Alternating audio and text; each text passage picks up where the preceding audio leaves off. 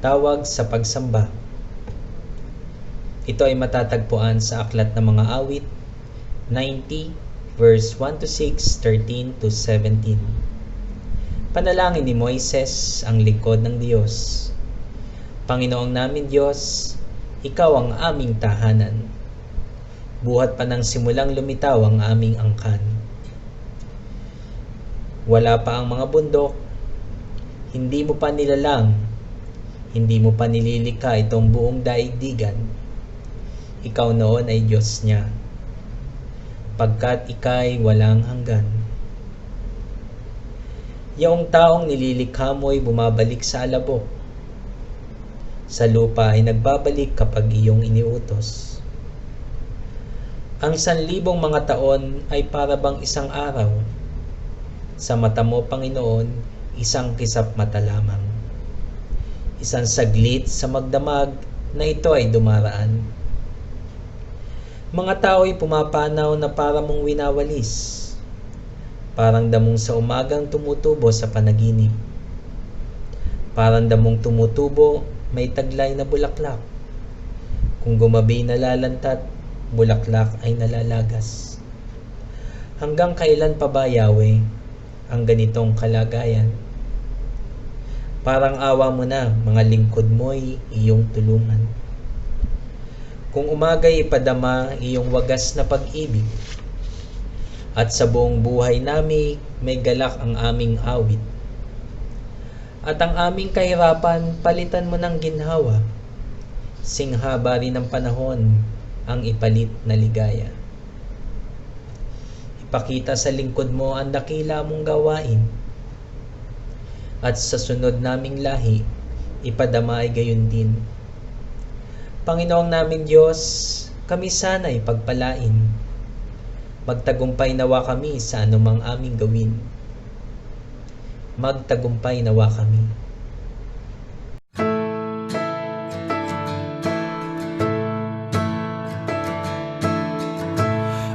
The Lord of sea and sky, I have heard my people cry. Oh, who dwell in dark and sin, my hand will save. I who made the stars of night, I will make their darkness bright. Who will bear my light to them? Whom shall I send? Here I am, Lord. Is it I, Lord? I have heard you calling in the night. I will go if you lead me. I will hold your people in my heart.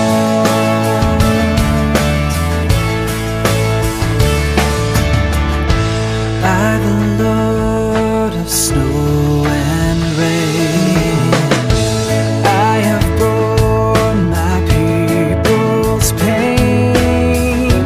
I have wept for love of them. They turn away.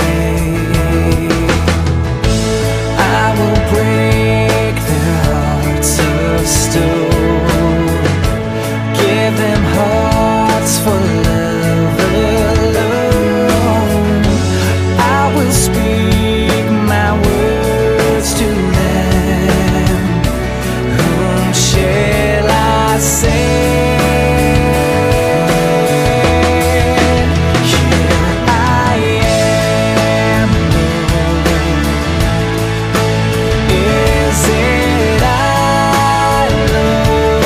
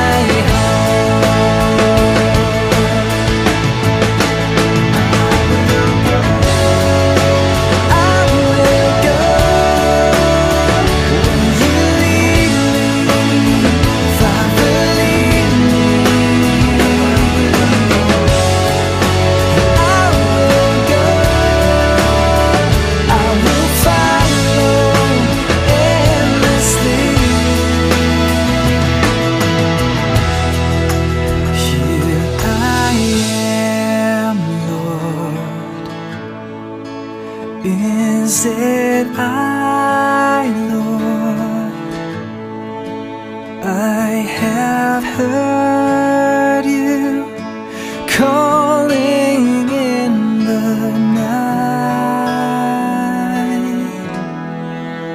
I will go, Lord, if you lead me. I will hold your people in my heart.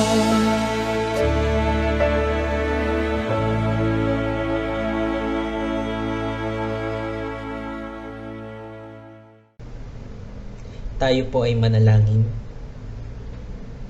Sa kabutihan at katapatan mo aming Diyos, kami po ay buong galak na nagkakaisa sa umagang ito upang ikaw ay aming sambahin at purihin sa espiritu at katotohanan. Pagmasdan mo kami na iyong mga anak sa banal na gawain na kung saan kami ay tinawag mo at kami naman ay tumutugon ng may katapatan. Itinataas namin sa iyong pangalan, Panginoon, at inihaharap din namin sa iyo ang aming mga puso upang iyong tanggapin at gawing karapat-dapat sa iyong banal na presensya. Pangunahan mo po kami, aming Diyos, ang buong panahon ng aming online worship, at nawa ang iyong kalooban ang siyang maghari sa aming pagsamba at pagpupuri. Sa ngalan ni Jesus, na iyong bugtong na anak, ito ang aming panalangin. Amen.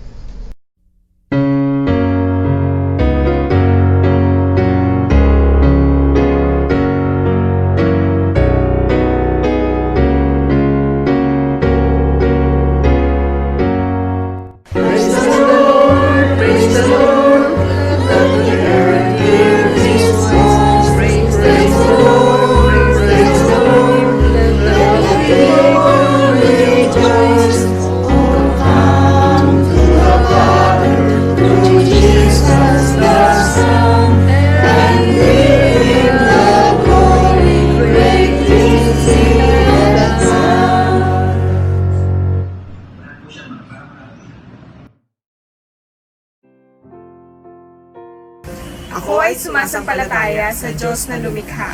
Pumarito sa pamamagitan ni Jesus upang maging daan sa pagkakasundo at pagbabago.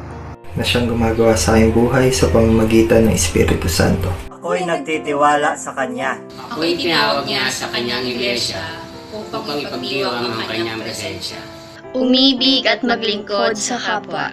Upang ganapin ang katarungan at sansalain ng masama. Ipahayag si Jesus na ipinako sa krus, namatay at muling nabuhay. Aking hukom at pag-asa. Sa buhay at kamatayan, ang Diyos ay aking kasama. Hindi ako kailanman mag-iisa, purihin ang Panginoon.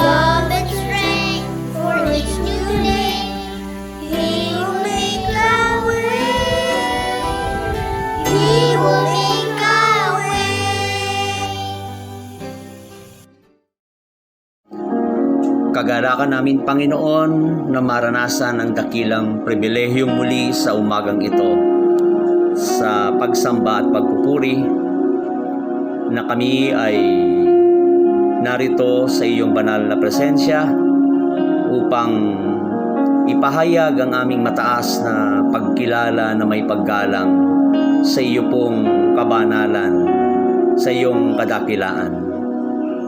Kayo ang nagturo sa amin kung paano kami ay luluhod at magpapasakop At alam po namin na ang pagsamba ay isang banal na tagpo at gawain upang kami ay makita mo na nagkakaisa sa pananampalataya at pagtitiwala sa Diyos na may kapangyarihan at kakayahan sa kahit sino pa man sa sandaigdigan.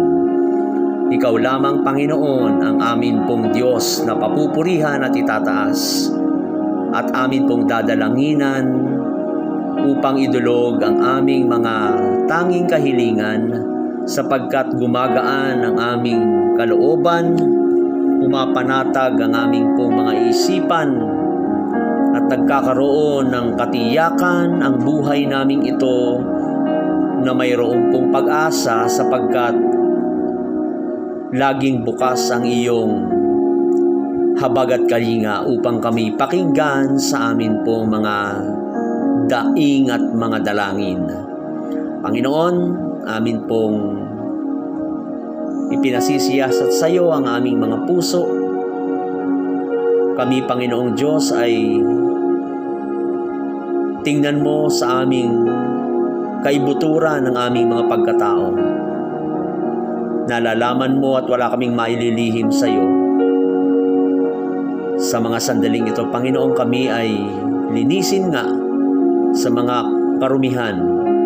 Ituwid sa aming mga naging kalikuan at bigyang liwanag sa anumang mga kadiliman ng buhay na amin pong pinagdaanan.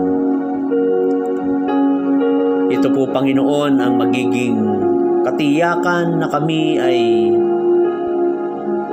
makasusumpong ng kapanatagan at kapahingahan sa iyong harapan ngayon, Panginoon, sapagkat ito ang iyong pangako na anuman ang aming mga kabigatan, kami ay tinatawag mo upang sa iyo lumapit at doon, Panginoong Diyos,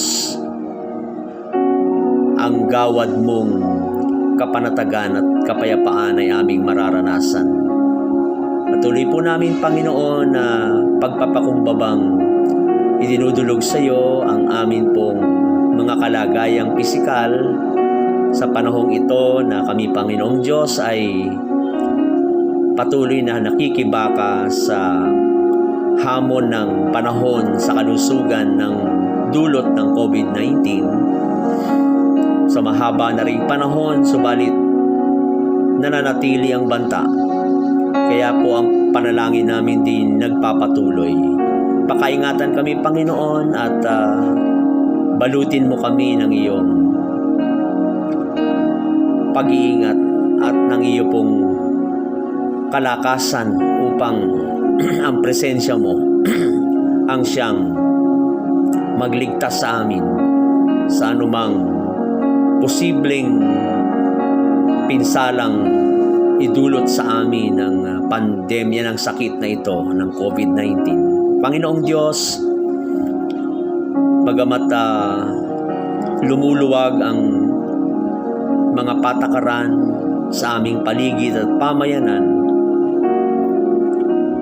kami, Panginoong Diyos, ay turuan mo na manatili pa ring mapagbantay sa aming kalusugan. Kami, Panginoong Diyos, ay bigyan ng matatag na naturalesa o yung immune system.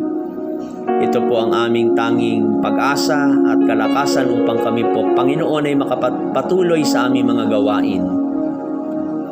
Kailangang kumilos at kailangang gumawa. Ang mga nagtatrabaho, mapasok sa kumpanya, sa mga opisina, Panginoon, at mga kabuhayan. Kayo po mag-ingat, Panginoon, sa aming mga kapatirang ito at mga mahal sa buhay. Maasa kami, Panginoon, na kayo ang magpoprotekta upang wag sino man sa amin ay sumapit sa pinsalang dulot ng sakit na ito. Manatili po kaming malakas, matatag sa gabay at sa iyong biyaya. Habang kami nagtatrabaho, habang kami lumalabas din at gumaganap ng mga responsibilidad Samahan mo kaming maging mapag-ingat sa aming mga lakad at paglabas. Ingatan mo aming lahat ng aming mahal sa buhay at pamilya. Maging sila na malayo sa aming piling ay aming inaalaala na kayo po ang mag-iingat at magpapala rin sa kanilang buhay, sa kalusugan at ng kanilang pangailangan. Aming dinideklara ang kagalingan sa sino man pong nagkaroon ng sakit sa mga panahong ito. Kayo, Panginoong Diyos, ang magkaloob ng mga pagpapalang sapat upang ang kalusugan at kagalingan ay maranasan. Itulot mo, Panginoon, na magnumbalik sa kalusugan ng aming mga kapatid na ito kung sakaling mang sila'y naapektuhan ng anumang sakit sa mga panahong ito, Panginoong Diyos. Sa habag mo, in Jesus' name we pray for health and healing sa aming mga kapatid. Dalangin po namin sa iyo, Panginoong Diyos, ang patuloy pong pangailangan namin sa bawat araw, sa aming mga may pangangailangan, kaming lahat, Lord. Ang biyaya mo ang aming inaasahan sa aming mga pagkilos at sa aming mga gawain.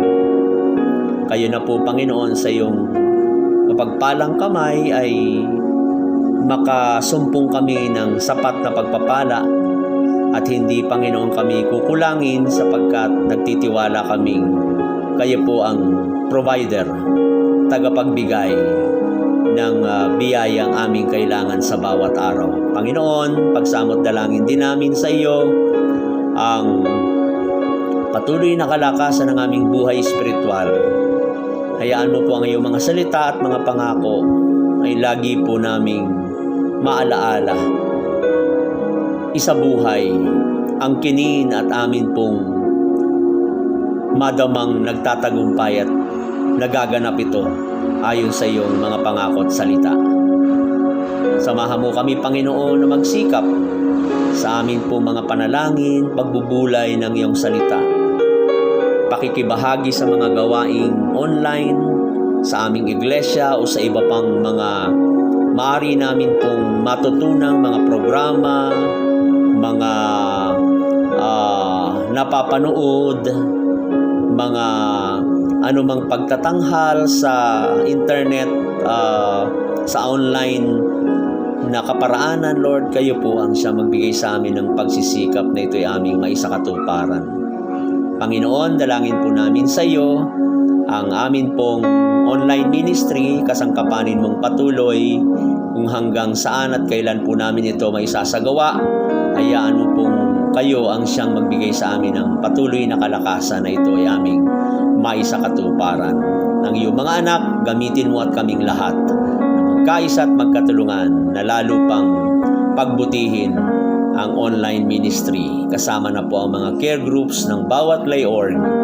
Samahan mo po, Panginoon, na ito'y makatulong sa pagpapalakas ng aming buhay espiritual. Panginoon, dalangin po namin sa iyo ang amin pong bansa, ang aming paligid, ang buong mundo. Kayo po, Panginoong Diyos, ang kilalaning Panginoon na siyang mayroong hawak kung paanong ang pandemyang ito'y masusolusyonan at magtatapos. Samahan mo sa karunungan ang mga taong simbahan, ang mga leaders of the church, leader of our government, ang buong mundo, mga world leaders, Panginoon, samahan mo po. Even our frontliners, we continue to pray for them, na iingatan mo po at ilalayo sila sa kapahamakang dulot ng sakit na ito. Panginoong Diyos, muli ang pagsambang ito'y aming itinataas upang ikaw lamang ang papurihan at pag-alayan ng amin pong buhay at lakas. Ikaw nawa ang maitaas at ang mga dalangin ito'y patuloy po naming maranasang sa iyo ay mayroong kasagutan. Hindi kami mabibigo sapagkat tapat ang pangako mo na kaming mga nagtitiwala na iyong mga anak ay makakaasa sa iyo pong patuloy na katugunan at biyaya. Panginoon, ito po ang aming dalangin at ang kabuuan ng pagsambang ito'y basbasan ng iyo pong pagpapala upang patuloy na maging kalakasan ng bawat isa nakikibahagi sa pagsambang ito. Sa pangalan sa Kristo, ang aming Panginoon, ang aming dalangin. Amen. Ang pagbasa sa Lumang Tipan kaisipan ay matatagpuan sa aklat ng Levitiko, Kabanatang 19, mga talatang 1 to 2 at 15 to 18. Sinabi ni Yahweh kay Moises, sabihin mo sa buong sambayanan ng Israel, magpakabanal kayo sapagkat akong si Yahweh na inyong Diyos ay banal. Huwag kayong hahatol ng hindi makatarungan. Huwag ninyong kikilingan ang mahirap o kaya'y katakutan. Ang mayayaman, humatol kayo batay sa katuwiran. Huwag kayong magkakalat ng anumang nakakasira ng puri ng inyong kapwa ni sa saksi laban sa iyong kapwa upang ipahamak lamang siya, ako si Yahweh. Huwag kayong matatanim ng galit sa iyong kapwa, sa halip makipagkasundo ka sa kanya. Sa gayon, hindi ka magkakasala dahil sa kanya. Huwag kang maghihiganti o magtatanim ng galit sa iyong mga kababayan. Ibigin mo ang iyong kapwa gaya ng pag-ibig mo sa iyong sarili. Ako si Yahweh. Amen. Ang pagbasa sa Bagong Tipan ay matatagpuan sa Mabuting Balita ayon kay Mateo, Kabanatang 22, mga talatang 34 hanggang 46. Ang pinakamahalagang utos. Nagtipon-tipon ang mga Pariseyo nang mabalitaan nilang napatahimik ni Jesus ang mga Saduseyo. Isa sa kanila na dalubhasa sa kautusan ang nagtanong kay Jesus upang subukin ito. Guro, alin po ang pinakamahalagang utos sa kautusan? Tanong niya. Sumagot si Jesus, ibigin mo ang Panginoon mong Diyos ng buong puso mo, buong kaluluwa mo, at buong pag-iisip mo. Ito ang pinakamahalagang utos. Ito naman ang pangalawa. Ibigin mo ang iyong kapwa gaya ng pag-ibig mo sa iyong sarili. Sa dalawang utos na ito, nakasalalay ang buong kautusan ni Moises at ang katuruan ng mga propeta. Ang tanong tungkol sa anak ni David. Tinanong naman ni Jesus ang mga Pariseyong nagkakatipon doon, ano ang pagkakilala ninyo tungkol sa Kristo? Kanino siyang anak? Kay David po, sagot nila. Sabi ni Jesus, kung gayon, bakit siya tinawag ni David na Panginoon noong pinapatnubayan siya ng Espiritu? Ganito ang kanyang sinabi. Sinabi ng Panginoon ng aking Panginoon, maupo ka sa kanan ko, hanggang lubusan kong mapasuko sa iyo ang mga kaaway mo. Ngayon, kung si David ay tumawag sa kanya ng Panginoon, paanong masasabing anak ni David ang Kristo? Isa man sa kanila ay walang nakasagot, at mula nooy wala nang nahangas magtanong sa kanya. Pagpalain tayo sa pagkabasa ng mga salita ng Diyos. Amen.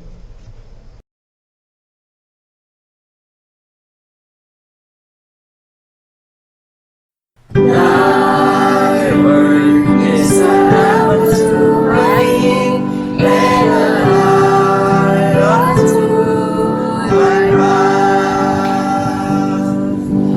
Thy word is a lamp to my feet and a light unto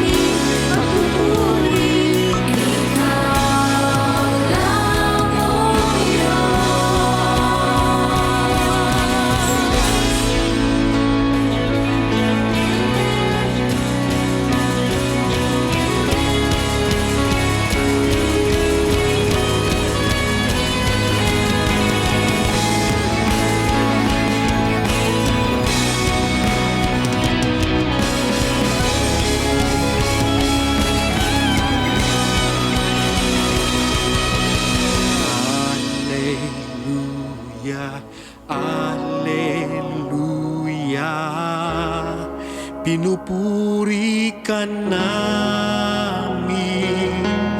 Alleluia, Alleluia, pinupuri ka namin. Alleluia, Alleluia, pinupuri ka namin.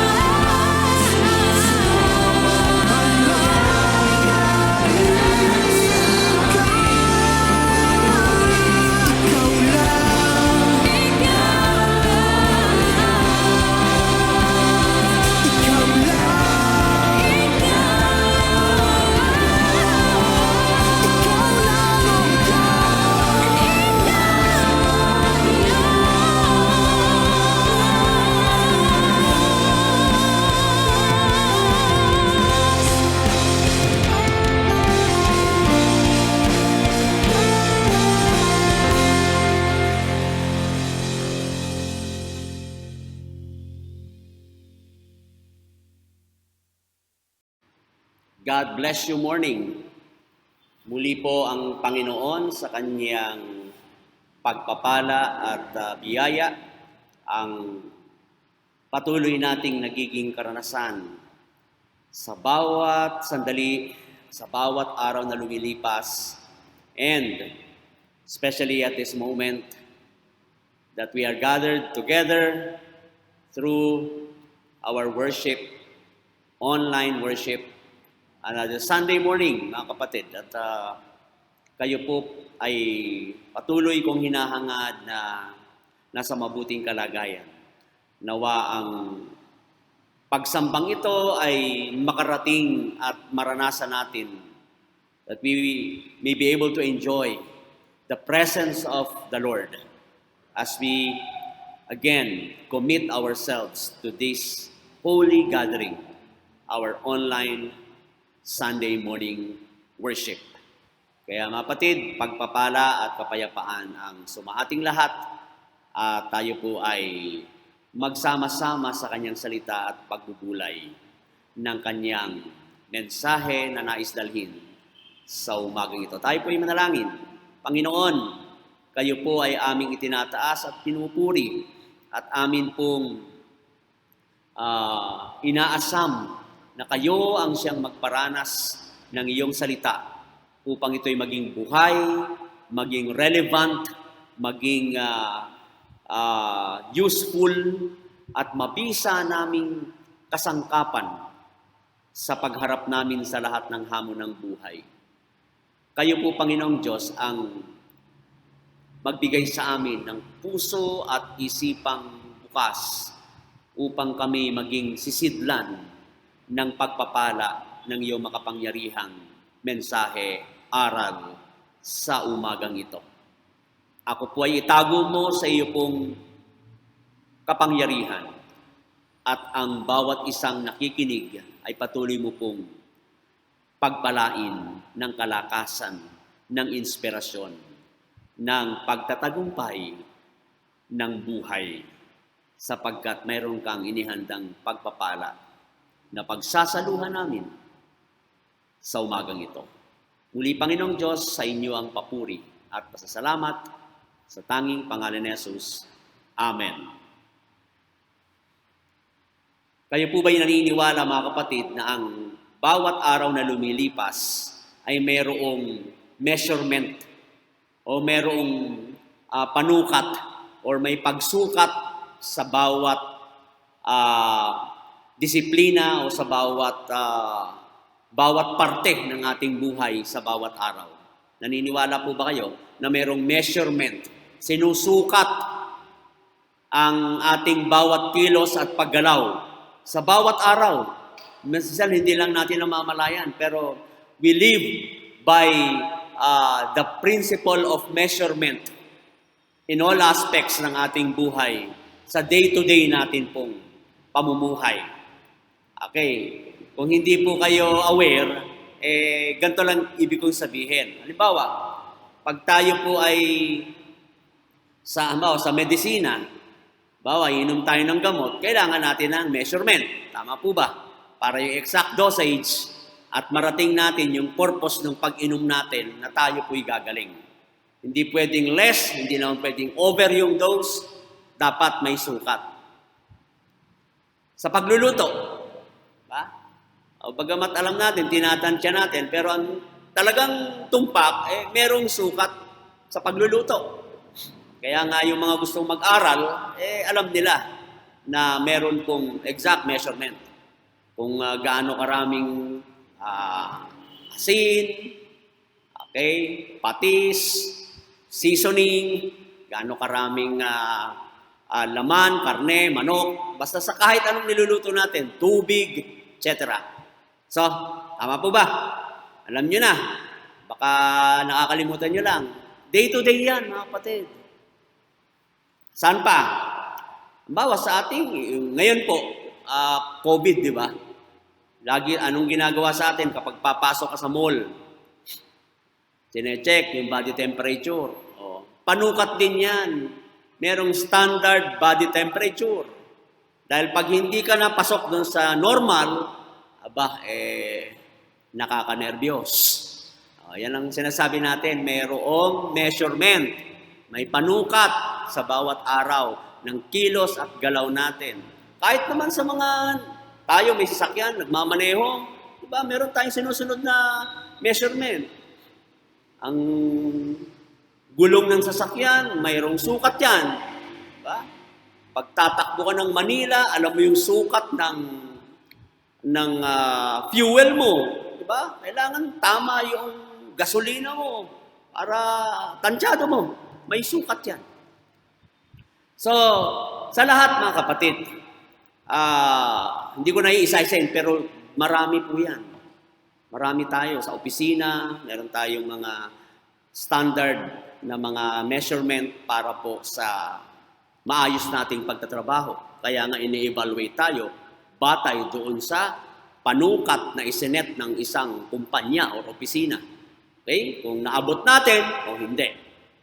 What I'm saying, mga kapatid, kaya ito ang panimula at ito ang aking binibigyan ng diin. Kasi ang message this morning is about panukat sa atin. Yung binasa ng atin pong tagapanguna kanina sa atin pong pagbasa ng aralino, ng kasulatan, lalo na doon sa Bagong Tipan. At meron dong kwento na si Jesus ay tinanong ng isang religious man, relihiyosong tao. At ang sinasabi, ano yung pinakadakilang utos o pinakadakilang batas? So ang sinasabi naman ni Jesus ay yung greatest commandment. Alam naman po natin yung greatest commandment. Love God with all your heart, with all your mind, with all your soul. And love your neighbor as you love yourself. Tama. Kaya ang title po ng akin pong sermon ngayon ay ganito, Sukatan ayon sa pamantayan. Maikli lang, pero may rhyme na naman yon. Sukatan ayon sa pamantayan. So, importante. Kanina, bakit ko binanggit gaano kahalaga yung pagsukat, kaya yung sukatan, kaya ako ginamit. Okay? Kaya importante po yan na magkaintindihan tayo. Okay? And, of course, yung pamantayan. Mahirap naman po na sukat tayo ng sukat, wala naman tayong standard. Okay? Wala tayong pinakapamantayan. Walang pattern, walang example na tinitingnan at maaring pagbatayan ng pagsukat na ating ginagawa. Okay? Parang isa yan na hinuhulmang, ano pa pwede natin maging example? Hinuhulmang isang object na gusto mo mag-produce ng maraming object na ganun. O di may panghulma, hanggat hindi nagiging kahawig nung hinulma, hindi ka titigil. At kapag yung hinulma mong yon, kahawig na yung lahat, yung kamukha na nung replika, yung pinaka-padron, pinaka-pattern, kung ano man yung object na yon. Halimbawa, baso, yun, hinuhulma. Hanggang sa makahawig niya na yung maraming mga baso. So, merong pattern, meron ka dapat na pamantayan. May standard dapat para ma-produce mo yon dun sa tama na panukat na ikaw ay pasado doon sa gusto mong marating na layunin, marating na objective, marating na purpose sa kung anumang disiplina o area ng buhay na gusto mong lumakas at lumago. Sa madaling sabi, nagkakaintindihan tayo mga kapatid na yung panukat ay importante. Okay? Yung standard ay dapat nakaset. Okay? Otherwise, magiging magiging walang kabuluhan. Magiging parabang paulit-ulit ka. Hindi mo alam kung tama na yung ginawa mo. Mag-aakala ka na lang, uy, pwede na yun. Pero wala naman palang pinagbatayan. Kaya importante mga kapatid, may pamantayan ang bawat sukatan, yung bawat panukat. Kung ito'y totoo mga kapatid at importante sa bawat lakad ng ating buhay, tulad ng nabanggit ko kanina, sa medisina, sa kalusugan, sa pagluluto, sa transportasyon, sa trabaho, kung yan ay totoo, ito ang gusto kong idiin sa umagang ito. Ito'y mas lalong totoo sa spiritual nating buhay. Kailangan merong sukatan ayon sa pamantayan. Kasama po dito yung spiritual na buhay natin. Mas importante ito. Mas mahalaga ito na yung atin pong spiritual na buhay, alam natin na may panukat at merong pamantayan, merong standard na nakaset.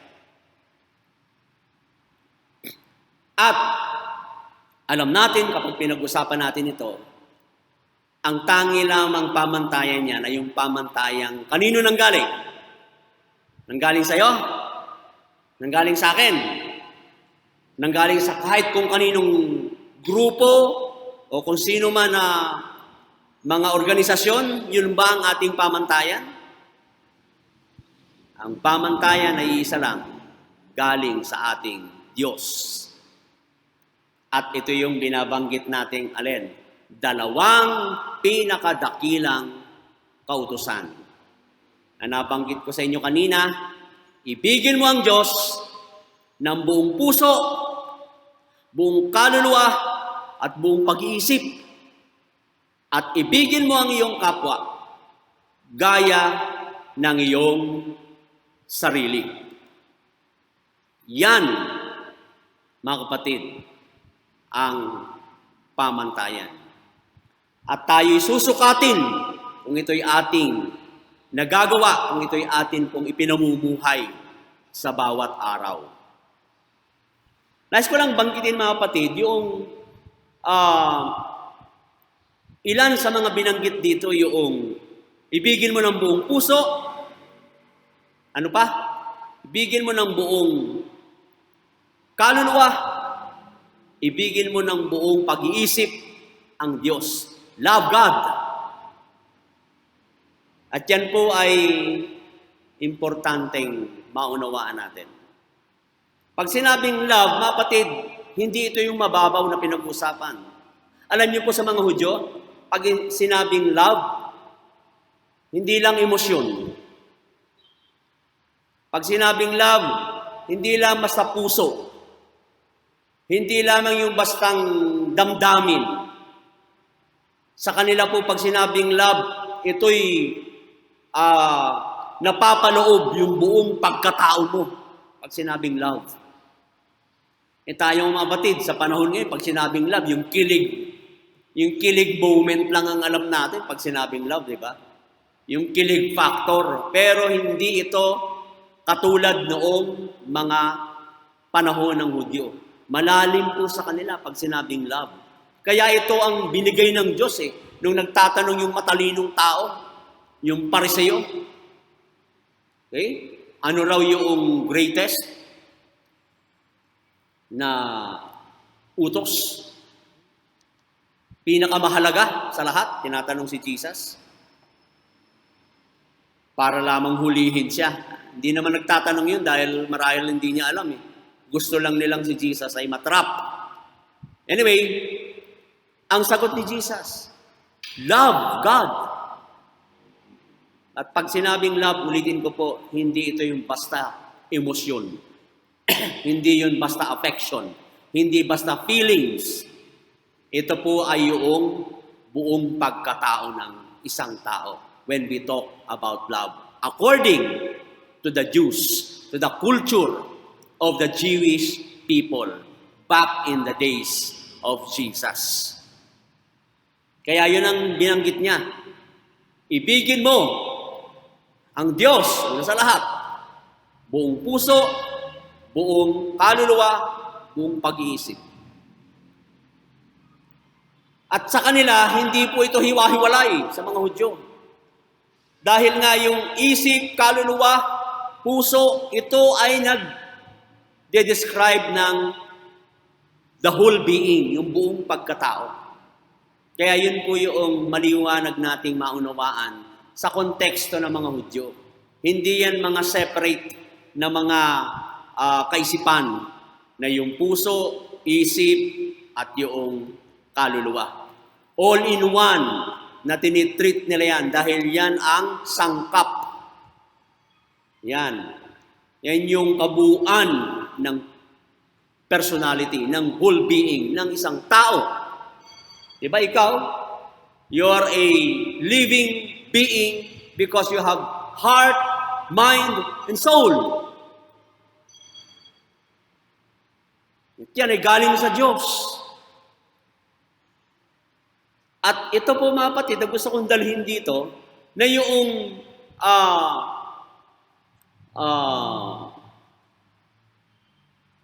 pag-ibig sa Diyos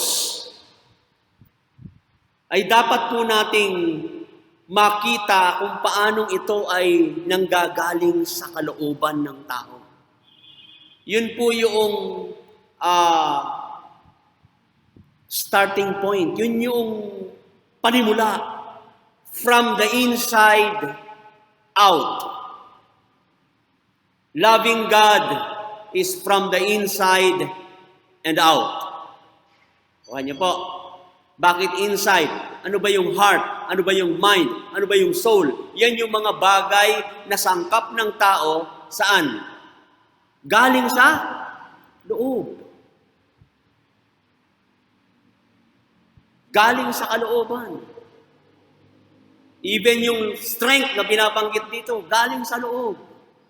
Love God with all your heart, soul, mind, strength. Mga katangian at kakayahan galing sa Diyos na mula sa kalooban at yun ay atin pong i-express para mahalin ang Diyos una sa lahat. How do you love God? With all your heart. Ano ang kaparaanan na ginagawa mo para sa puso mo, ang Diyos ay naipapahayag mong mahal mo? Of course, yung ating puso na malinis. Very simple, very basic. Kung mahal mo ang Diyos, malinis na puso. Ano man yung paghangad mo na, sabi nga, yung kasalanan natin is nagsisimula yan sa puso natin. Nabubuo yan sa puso natin. So, a clean heart. Ang Lord nagsasabi diyan, lumapit ka sa Diyos and I will create you a clean heart. Lilikhaan kita ng bagong puso dahil yun ang gusto ng Diyos. Dahil ang Diyos, paulit-ulit ko sa sermon kong binabanggit, saan tumitingin ang Diyos? Hindi sa itsura natin, hindi sa kakayahan natin, hindi yan sa mga bagay na maipagmamalaki nating panlabas. Dahil ang Diyos unang tumitingin sa puso natin. So, yung pong malinis na puso, yan po ang isang patunay na pagmamahal natin sa Kanya. With all your soul, ang soul mga kapatid is galing sa Diyos dahil nung nilikha ang tao, hiningahan at siya'y naging living soul. Kaya siya ay may buhay, kaya siya'y gumagalaw, kaya yung atin pong buhay, yung ating pagkilos, dahil tayo ay may kaluluwa, tayo'y buhay na kaluluwa. We are a living soul created ng ating Diyos na manlilikha. So honor God doon sa ating soul, yung ating buhay, yung ating kalakasan. Sa pagkilos, kaya tayo gumagalaw dahil may buhay tayong kaluluwa. Diba? Kaya nga pag ang tao namatay, nawala ang kaluluwa. Kaya nga dead body. Wala ng kaluluwa para ito ay kumilos. Dahil ang buhay sa atin yung kaluluwa. At pag buhay yung kaluluwa, kikilos tayo. So how do we love God? With all of our soul. Tayo ba ay mayroong kilos at gawa na mayroong papuri sa Diyos at pagmamahal? Sa bawat galaw, kilos natin, kapatid, do we love God sa lahat ng pagkilos natin? Dahil yun po yung soul. Yun ang nag-energize sa atin para makakilos tayo at makagawa. Makadalo, makasamba, makapanalangin, makapagpuri, lahat. Dahil kumikilos tayo because of we are a living soul. Ngayon, kung mali ang direction ng ating energy, yung ating lakas at pagkilos ay mali, hindi yan senyales ng pagmamahal sa Diyos. At yung mahalin mo ang Diyos sa pagitan ng pag-iisip. Isa pa yan sa dapat po nating linisin natin ang ating isipan. Dahil kapag ang isip natin ay may pure thoughts tayo about God, about loving people, about worshiping and praising God, yung bang malinis, yung bang matuwid na pag-iisip na nakakapagbigay puri sa Diyos. Alisin na natin yung magpupulyut ng ating mind. Mag-contribute tayo sa ating kapwa na makapagbibigay ng katwiran at kalinisan.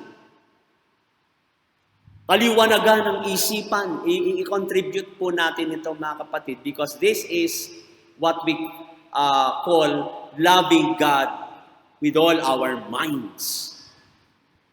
Even yung pag-aaral mo ng Word of God, bigyan mo ng panahon. Hindi ibig sabihin tuwing linggo lang kayo makikinig ng message. No. Yung pagbabasa ay pinifeel mo ng words of God ang iyong isipan. You meditate the Word of God. Ulitin ko, kaya everyday nagsesend ako ng meditation, ng daily devotion sa inyo mga kapatid. Dahil isa yun sa paraan na naikaambag ko para po to fill your minds of things about God. At kapag yan po ang nasa isip natin, yun po ay isang paraan ng pagmamahal natin sa Diyos. Pero kung ang iniisip po natin ay negative, yung paano tayo makakalamang sa ating kapwa, Paano yung mga maling gawain na hindi pa natin mai-surrender sa Lord sa isip natin, hindi natin nagagawang mahalin ng Diyos ayon sa Kanyang inuutos. So, ito po yung mga kapatid. From inside out. No? Yun po yung pagmamahal. With all your heart, with all your soul, with all your mind. And then, yung pangalawa, dalawa lang naman ito, love your neighbor. Mahalin mo ang iyong kapwa. Gaya ng iyong sarili. Ito po yung pagbibigay kahulugan doon sa pagmamahal natin sa Diyos. Diba? Kapag wala po yung output, pag hindi napapatunayan natin sa magitan ng pagmamahal sa ating kapwa o sino man sa ating paligid, yung commandment na ito ng Lord will remain empty. This will remain meaningless. Yan po ang ibig sabihin yan. Kung walang pruweba, walang ebidensya na ang atin pong mga buhay ay tumutugon sa paglilingkod sa ating kapwa, sa pagmamahal natin sa Diyos at magitan ng ating kapwa. Of course, unahin natin yung immediate, yung family. Kung nagkukulang tayo, na ipahayag yung pagmamahal at pagmamalasakit natin sa sambahayan, then, anuman yung sinasabi mong, I love you, Lord, kung hindi po yan napatutunayan sa ating kapwa, hindi ramdam ng mga tao sa paligid natin, na meron tayong pagmamahal at pagmamalasakit sa magitan ng ating kilos, then all these commandments will be meaningless. Wala pong kabuluhan ito. Patunayan natin to. Bigyan natin po ng kahulugan, lalo na sa panahong ito. Paano tayo nagpapalakas ng loob sa ating kapwa sa panahong ito? Na lagi na lang ang mga tao ay nanghihina, na maraming tao ay nawawala ng pag-asa. Paano? Ito yung high moments, mga kapatid. Sa Christian life natin, ito yung calling ng Lord sa pandemic na ito, na tayo bilang mga Kristiyano ay dapat tayong magpakita ngayon at magpahayag ng ating buhay Kristiyano na minamahal natin ang ating Diyos. Bakit? Ito yung opportunity na maraming tao na nawawala ng pag-asa, na desperate, nalulungkot, naliligalig, natatakot. Maraming tao hanggang sa ngayon. Kaya ito, mga kapatid, napakagandang golden opportunity ito sa mga Kristiyano. Tayo sa ating lahat para maipahayag yung pagmamahal natin sa Diyos, para mahalin at pagmalasakitan, tumulong, maglingkod sa ating kapwa. Nahin natin yung malapit sa atin.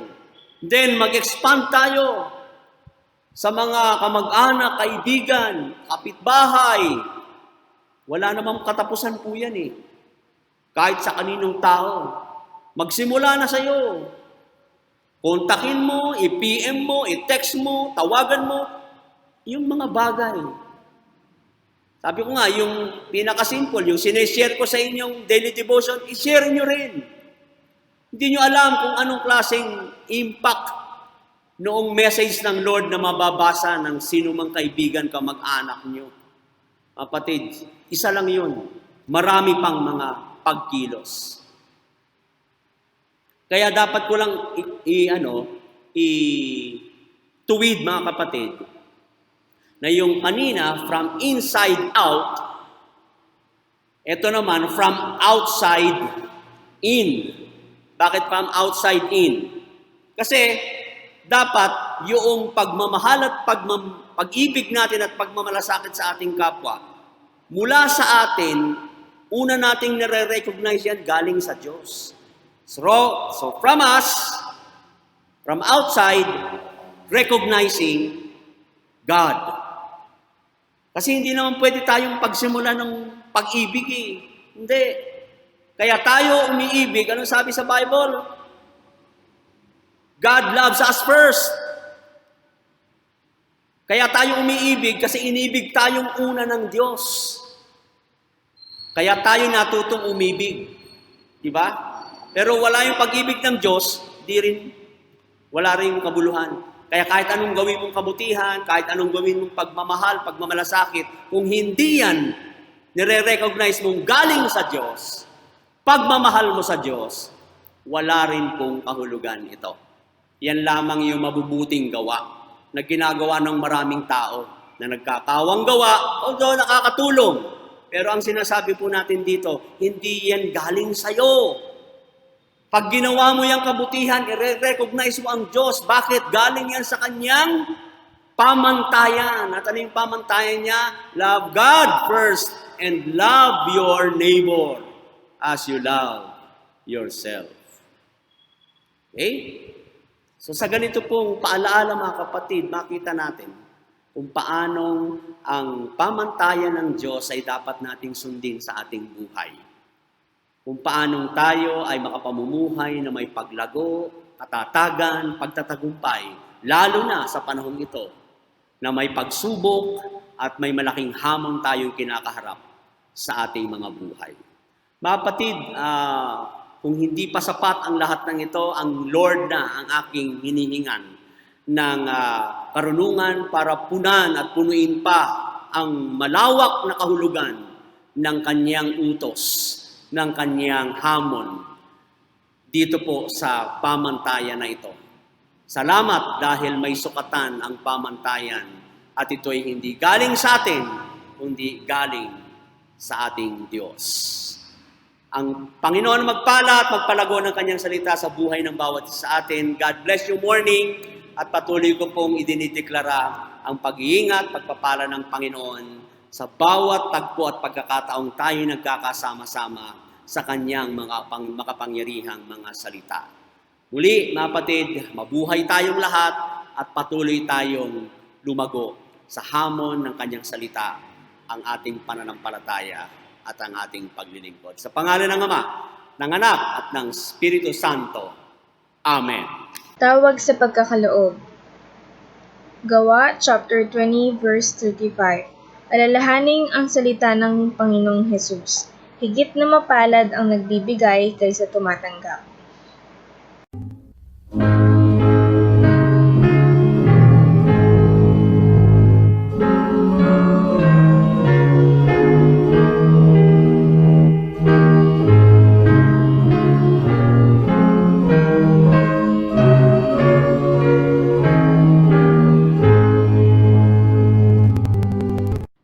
Ang mga pagpapala, Panginoong Diyos, na iyo pong iginawad sa amin ay amin ding isinusulit sa iyo at ibinabalik na may katapatan, kagalakan, papuri.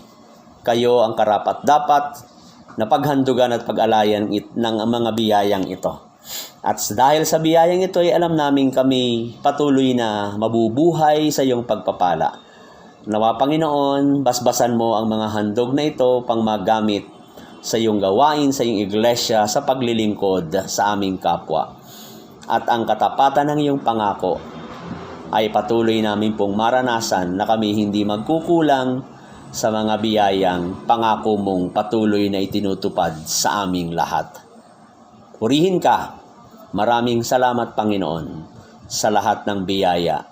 Ito'y aming pagsusulit at aming pagbabalik na mayroong katapatan at pasasalamat sa pangalan ni Jesus. Amen.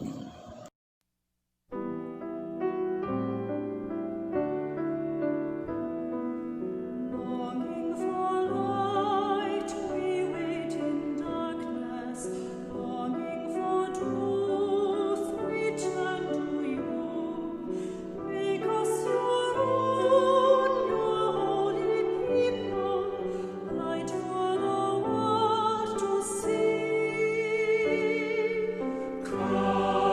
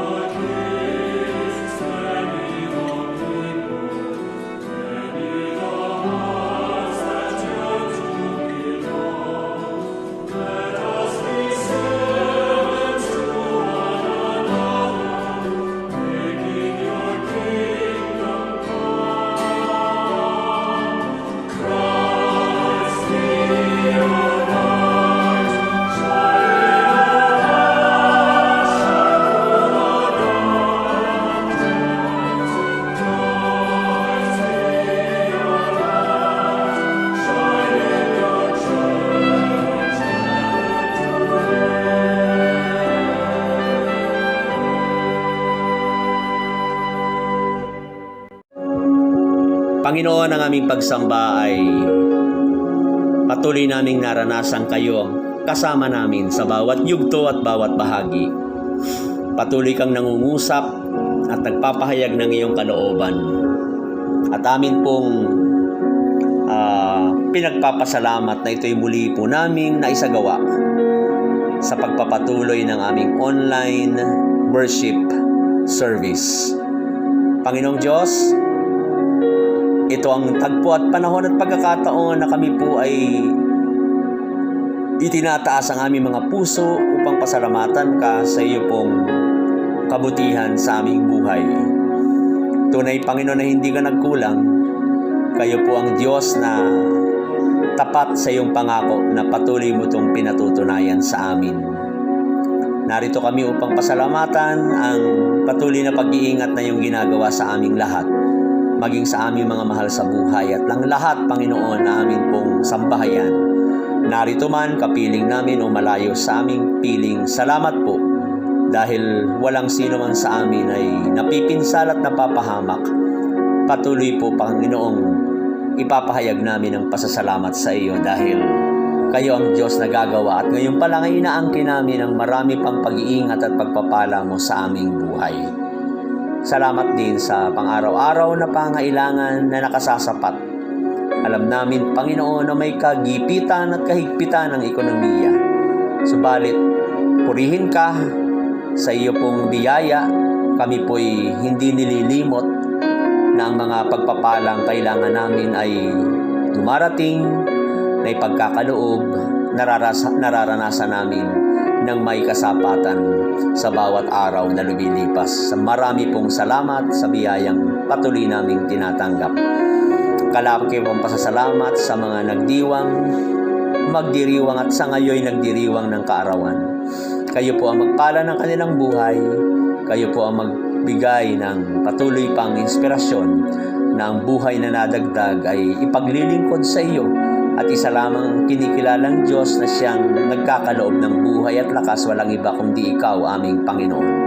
Idagdag mo po itong hamon sa mga nagdiriwang, gayon din sa mga may anibersaryo ng kasal at iba pa, Panginoong Diyos, na mayroong importanteng araw na kanila pong pinapahalagahan na sumapit at kanila pong binibigyan ng parangal. Lord, narito po, Panginoong Diyos, ang amin pong pasasalamat sa lahat ng iyong pag-iingat upang kami ilayo sa anumang pinsala at kapahamakan ng buhay sa bawat araw naming gawain at pagkilos. Papasalamat, Panginoon, dahil ang mga kalakasang dulot ng online ministry ay lagi mo pong ipinagkakaloob sa aming lahat. Muli, Panginoong Diyos, salamat po sa mga biyayang nararanasan ng aming sambahayan, sa mga pagtatagumpay ng aming mga family members, sa kanilang mga achievement. Lord, we rejoice sa lahat ng mga success na ito na amin pong nadarama, kami at aming mga pamilya at kasama sa aming sambahayan. At bilang iglesia, salamat po dahil kayo rin po, Diyos, ang nagbibigay sa amin ng pag-asa upang makapagpatuloy na nakararanas ng kagalakan at katagumpayan ng gawain ipinagkatiwala mo sa amin kahit po sa pagsubok ng panahon na aming kinakaharap. Lord, narito po ang amin pong mga pasasalamat itinataas sa iyo, kasama na po ang aming mga buhay na nagpapasalamat sa kalakasan sa biyaya mo. At ito ay aming nais ipagkaloob. Pangakong gusto naming tuparin na narito ang aming buhay, gamitin mo na makapagbibigay puri, karangalan sa iyong pangalan at makapaglilingkod sa aming kapwa. Salamat po, Panginoong Diyos. Ito ang amin pong paglilingkod, pasasalamat at pagtatalaga ng buhay. Sa tanging pangalan ni Jesus na aming Panginoon. Amen. Panginoong Diyos, kami ay nagtatapos sa aming pong pagsambang ito. Kami po ay nakaranas ng iyong pangunguna at ang lahat ng mga mabubuting bagay, kalakip ang mga pagpapalat kalakasang iyong pinagkaloob sa amin sa pagsambang ito ay amin pong dala at aming magiging inspirasyon sa amin pong paghayo sa pagharap namin ng panibagong sanglinggo. Kaya igawad mo po sa amin ang iyong pagpapala, pag-iingat at biyaya.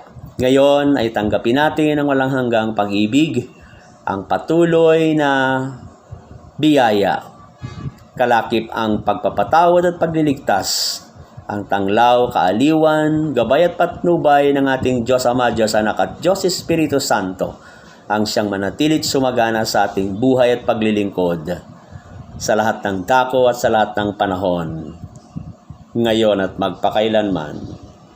Amen.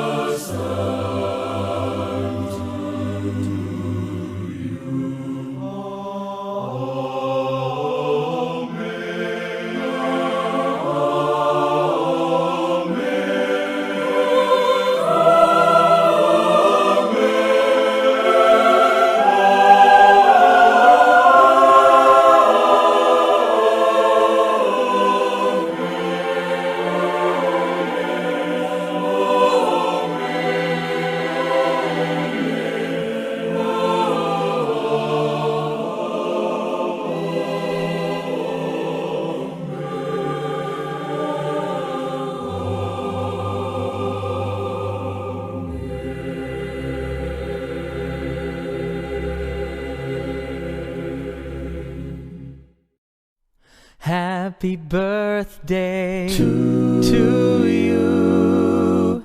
Happy birthday to you.